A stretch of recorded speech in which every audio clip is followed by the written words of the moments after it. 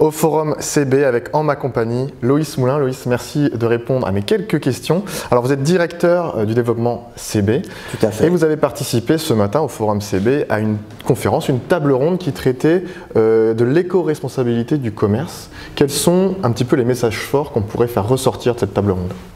Alors effectivement, on voulait dans cette table ronde illustrer à partir de quelques exemples concrets comment le commerce et l'industrie des paiements se mobilisent en matière d'éco-responsabilité. On a eu des témoignages de l'enseigne Super U, des témoignages de la FEVAD, de Mercatel, de l'industrie, également de banques. Vis-à-vis du commerce, je retiendrai notamment dans le e-commerce, le fait que Marc Lolivier a souligné qu'aujourd'hui, le sujet de développement durable, c'est une priorité à la fois pour les consommateurs, pour les investisseurs, et donc c'est une priorité pour les enseignes du e-commerce. Il a illustré au travers de deux exemples. Le marché de la seconde main, c'est qu'aujourd'hui, une enseigne doit, c'est presque un must-have, savoir proposer de la seconde main à ses clients. Il y a environ un sondage qui a été réalisé qui montre que 49% des clients du e-commerce souhaitent pouvoir bénéficier de produits de seconde main. On approche de la période de Noël et c'est un autre chiffre qui est frappant, c'est que 30% des clients interrogés disent qu'ils souhaiteraient pour Noël avoir un objet de seconde main et non pas nécessairement un objet neuf, ce qui montre à quel point les consommateurs sont sensibilisés à ces enjeux. Alors, il y a aussi la question des retours dans le e-commerce, qui est quelque chose sur lequel il faut optimiser. On a aussi parlé de commerce physique. Alors, il y a une loi, il y a la loi AGET qui concerne l'ensemble de l'économie circulaire, mais qui a un volet particulier pour le commerce de physique autour de la dématérialisation ou de l'arrêt de l'impression des tickets de caisse ou des tickets de paiement.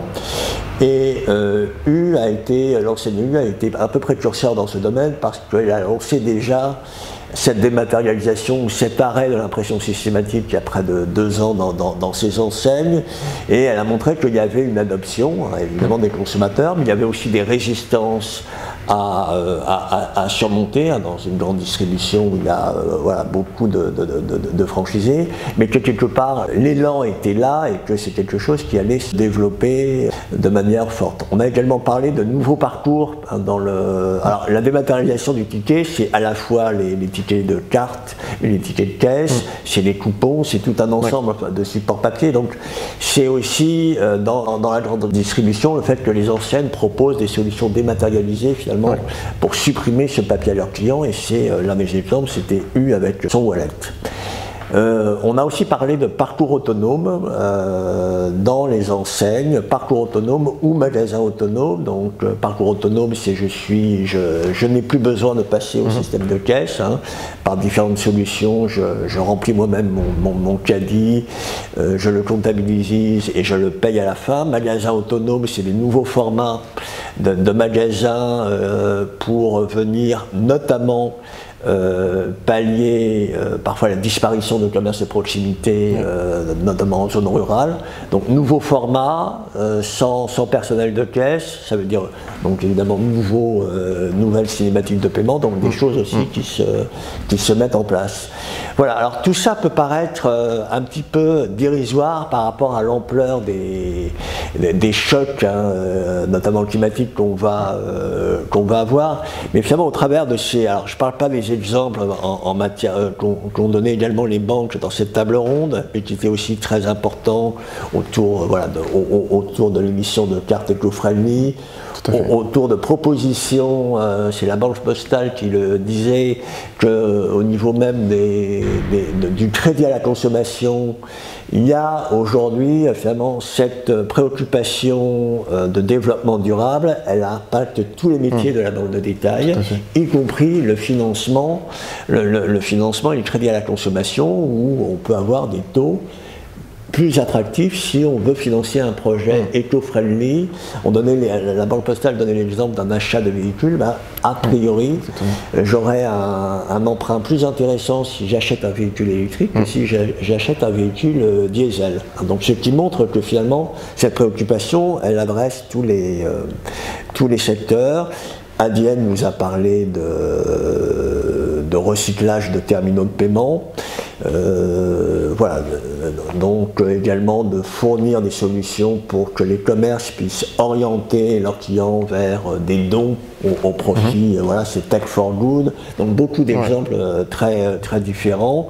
Ça montre finalement que cette industrie des paiements, cette industrie du commerce, comme l'ensemble des industries et des business, se mobilisent pour participer à l'effort collectif qu'on doit tous faire en matière de développement durable. Tous dans le même sens. C'était un petit peu le message en fin de table ronde ce matin. Tout à fait, en fin de table ronde, tous mobilisés, et on a évidemment des défis immenses, mais le fait que cette mobilisation soit générale, c'est déjà quelque chose de positif, et le fait que les consommateurs soient aussi sensibilisés et demandeurs,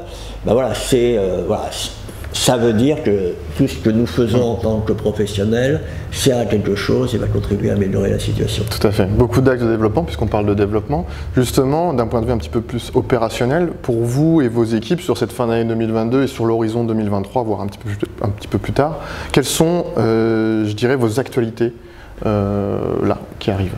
De manière générale, on a besoin de faire en sorte que le digital, sur lequel on est très présent en matière de e-commerce, on soit de plus en plus performant et qu'on accompagne tous les besoins de rapidité, de fluidité, de sécurité qu'ont les commerces. D'une manière aussi très générale, j'ai parlé des parcours autonomes, mais finalement le paiement doit s'adapter à l'évolution des parcours d'achat. On parle beaucoup de Phygital. Phygital, c'est-à-dire qu'on mixe à la fois quelque chose qui se fait dans le monde virtuel, puis dans le monde physique, ou d'abord dans le monde physique, puis dans le monde virtuel. C'est l'achat qui est souvent, c'est le parcours d'achat qui est souvent Phygital. Il faut que le parcours de paiement suivent, et en fait on soit toujours en mesure de proposer un parcours de paiement à la fois de confiance, sécurisé, fluide et efficace à la fois pour les consommateurs et les commerçants. Donc ça adresse à la fois le commerce physique, le e-commerce, le transport sur lequel on a des propositions de services en matière d'utilisation directe de la carte bancaire en lieu et place d'un ticket. Voilà, c'est un peu tout ça notre actualité. Et puis encourager évidemment l'ensemble des initiatives venant pour faire du paiement par carte, un paiement encore plus éco-responsable. Il est déjà plus efficace en matière d'éco-responsabilité que le paiement en espèces et que le paiement par chèque. Donc tous les efforts qu'on fait pour promouvoir l'usage de la carte dans le commerce profitent d'une certaine manière aussi à la planète. Voilà. Super, beaucoup de beaux projets, beaucoup d'innovations. Beaucoup d'activités, beaucoup d'innovations, renforcement, de dynamisation d'un moyen de paiement qui est le premier des moyens de paiement utilisés par les Français, pour 2/3 de la consommation courante des ménages. Donc ça, comme je dis souvent, c'est à la fois de formidables opportunités, mais ça nous oblige d'une certaine manière à être toujours plus efficace, efficient et toujours plus à l'écoute de notre écosystème. S'adapter également, une notion très importante s'adapter, qui était rappelée ce matin. Voilà, le commerce se transforme et donc le paiement doit accompagner la transformation du commerce. Tout à fait. Merci beaucoup Loïs d'avoir répondu à mes questions. À très vite. À très vite.